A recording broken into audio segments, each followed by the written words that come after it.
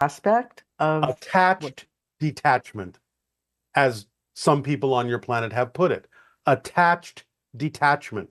You are involved, you are engaged, but you know that you're not negatively affected by it just because you might be discussing something that might have been created from negativity. So you are detached in the sense of it having a negative effect on you because you know you're approaching it in a way that could be of benefit to many to find a resolution that works for all. So you are engaged, you are attached, but you are detached in the sense of it's not going to affect you unless you choose to be affected. And how would you say that relates to the idea of the glass wall when you're observing things that appear to be in your reality, but you're actually seeing them through a glass wall? It's a direct analogy of what we just described. The glass wall is another way of saying attached detachment. You can observe, you can help, you can comment, you can interact, but it's not going to touch you because you are detached enough to know that you're the one that makes the choice as to what affects you because you're affecting yourself. The only thing you ever feel is your own energy. And if you know that, that's the glass wall. Okay. This person is asking, as a mother, what is the best way to introduce your teaching or a new perspective of truth to her children? They are raised in a Christian Bible-based school, and she doesn't know how to bridge this gap with them while she's still learning herself. Well, again, as we have said, there are many things you can do with children that don't necessarily involve whatever kind of religion or faith they may choose to belong to or are being exposed to. And that is the idea of using your own creative imagination to create scenarios in a safe environment, simulations, if you will, where children can be taught the consequences of the choices they make because everything is interconnected. You can teach them that everything is interconnected, and with your creative imagination, create analogies and, shall we say, demonstrations of this, if you are imaginative and creative enough, in a way that they can understand that every choice they make has consequences because it connects to everything else, that you're operating with whole systems, that nothing is isolated, everything's connected to everything else. So if they can learn to make choices that are beneficial for all, for the whole, then they themselves will also be served. If they're just serving themselves, then they're cutting themselves off from the benefits of the whole.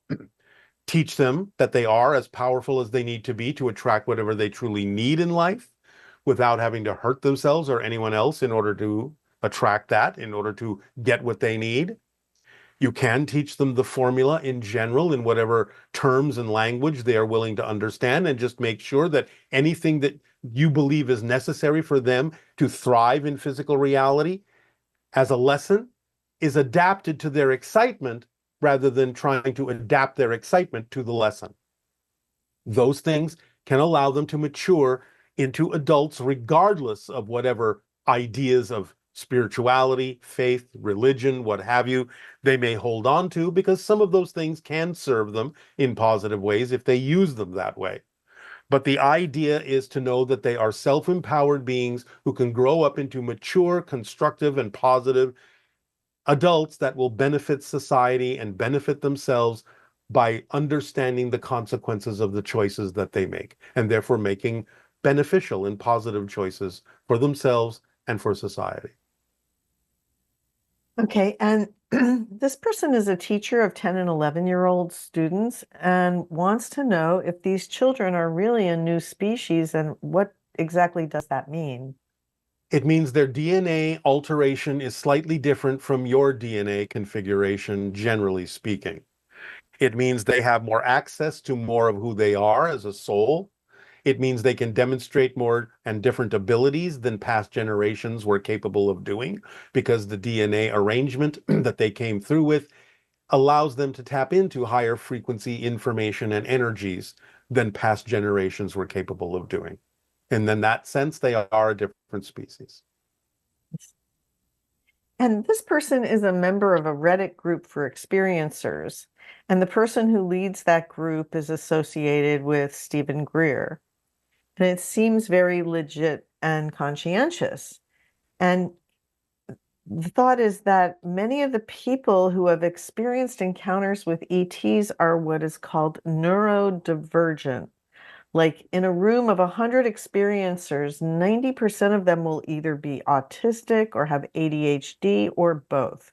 Why is it that so many of them who have had close encounters with ETs are neurodivergent?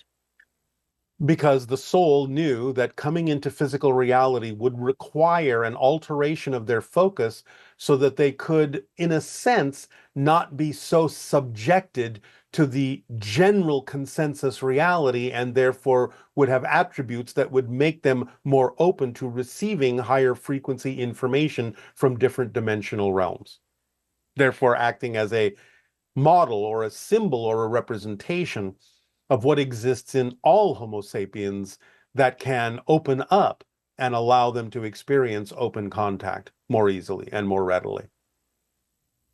And I guess this is kind of connected. The idea that there are humans on Earth who have received genetic modifications by the Greys, and that makes them more compatible in certain ways with ETs. Yes. These people may also exhibit autistic traits and have trouble relating to other humans. Are these precursors? No, precursors were not born on Earth. You may be preparers, but that's different. Preparers are Homo sapiens that have made a life choice to be involved in the ideas of teaching humanity how to be in the different altered states and learn lessons from different altered states and ways of presenting and communication that can prepare humanity for open contact. But precursors are actually extraterrestrial beings that were not born on Earth, that may walk among you in order to, shall we say, rub off on you in terms of their vibration and take notice of how many people are sensitive enough to notice that they are different. And here's a new question. Do spirit guides place bets on the spirits they're supposed to be guiding through physical reality? No, that's a human activity. I've never heard that one before. Um, how does I bet you haven't. how does all that is know that it is only one? It is the only one. Is it That is the possible for nature of all that is. There can be many versions of all that is, but then that still implies that there is an all that is of all that is. So, by the very definition of the way that we're phrasing that, all that is, inherently, its quality, one of its qualities, one of its abilities would be to know that it is the one. Okay, so we have some questions, some ET questions. And let me, before I do that, let's talk about a few current events. First one is the LA fires. Why did our beloved city of angels go up in flames? What lessons are we to learn from this tragedy? Number one, I think many of you understand that it's connected to the changes in your climate because of what has happened in your environment that has allowed the idea of your environmental weather patterns to change in such a way as to make certain areas more vulnerable to different kinds of natural phenomenon, whether it be fire, whether it be flood, so on and so forth. Extremes are the result of the imbalance that has been created in nature. Climate change acts in different ways in different locations on your planet. Some places get drier, more susceptible to fire. Some places get wetter and more susceptible to flooding. Some places get colder and more susceptible to freezing. Some places get hotter and are more susceptible to desertification. So it's all about the idea of all the different variations becoming more pronounced and more exaggerated as you go through the idea of climate change, which is a natural cycle, but B, sped up by the technologies of humanity. What's going on now, most likely without the technological assistance, so to speak, probably wouldn't have happened for at least another century or two. But now you have sped it up with the idea of your technologies that are in many ways destroying the environment or imbalancing it. Number And also, two, number two, the idea is to, because of the new way in which you have to deal with your environment through climate change, to stop rebuilding the same way you used to. Learn new techniques, learn how to adapt. So don't just build what was there before that is easily destroyed. Adapt and build in new ways. Learn how to build with nature. all right. And is there also a level of it that has to do with like anger? Is fire representative of anger or For some people, it can, purification or in case by case basis. okay. And this person would like clarification when you said that the female will lead to open contact and the male to World War III. We're not going to discuss that at this time. Okay. All right. And let's see. So when what you were talking about before with the idea of fire, it doesn't have a, what are some of the representations spiritually that fire has for humans on a collective level? Acceleration, clearing out, rebuilding, starting from scratch, zeroing out, clean slate, purification. Those can be some representations of the idea of the experience of fire. But it can also, again, like anything, have positive and negative connotations. It can be that which is out of control. As you said, it can be the representation of anger, temper, temperature, temper. So again, it can be many things to many people. You have to take it on an individual and perhaps sometimes even on a collective group basis as to what it may represent to different people that are going through those experiences and what lessons they are willing to learn.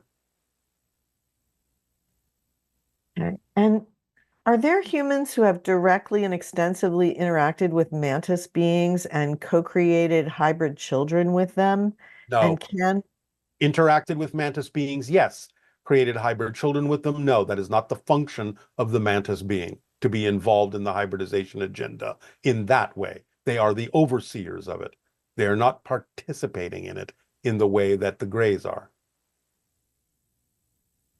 and do you personally have guides and angels that assist you like we do on Earth? Everyone does. Every being does. Can you tell us anything about your guides or your angels? Not at this time. That is a subject for another time. Okay. And you've made it clear that the hybridization program is very important for the soul growth of those who are involved. What would happen to those souls if they no longer had opportunities for growth provided by the hybridization agenda? They would find opportunities in some other agenda, in some other place, in some other scenario. Souls will always seek what they need to grow. So it doesn't matter what the scenario is. This one happens to be an opportunity that is available on Earth at this time, but souls can go anywhere they wish to gain whatever they need as a lesson that helps them grow, that helps the universe expand. Gamma state, and I'd like to do that sort of all the time because I'd like to achieve that state. However, I'm curious if it's a crutch, permission slip, right? Because I assume that you use technology like your ship, right? And that's not a permission slip. So can you please help me determine whether or not I'm using it as a crutch? Am I doing damage by maintaining a specific level when perhaps I would be rising above it if I didn't have this one specific frequency? It's 45, by the way. So anyway, any advice you could give me on that would help. Thank you. Since you are concerned that you might be using it as a crutch, then I would pay attention to your behavior, because the idea is that you're using that to train yourself to do it without the app. So the idea is that you also will be fluctuating in and out of that vibration so that you can come into a vibration where you can apply what you're learning by being in the channeling state, but you may have to be in a different vibration in order to apply it.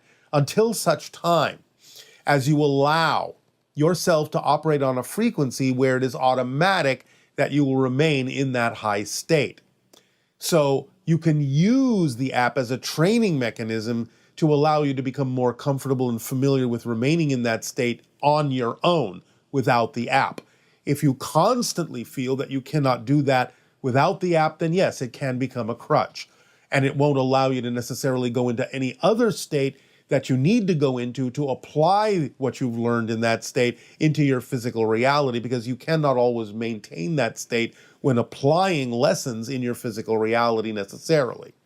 Eventually, you will have different lessons that will be representative of staying in that state. But for the lessons that you may need to learn now, you may have to leave that state in order to apply them in your physical reality and go through a process that will give you the information and experience that you need that will ultimately, paradoxically, bring you back to the gamma state. But don't insist on staying there until it is something that you can do naturally and come from that state all the time in a natural way without needing any kind of technological assistance.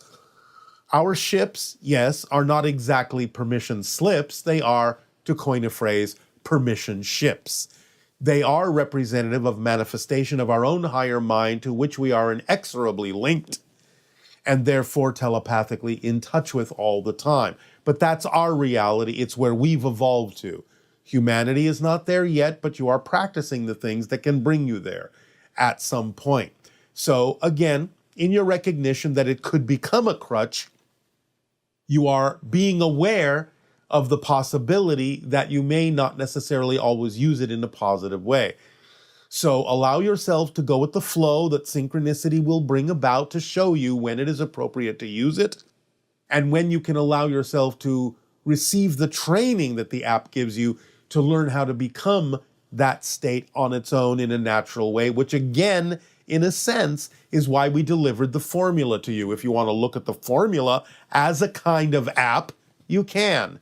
But it's an app that allows you to function in a more natural way and a more organic way, in a more synchronistic and fluid way than the idea of the apps that you might be creating with your technology.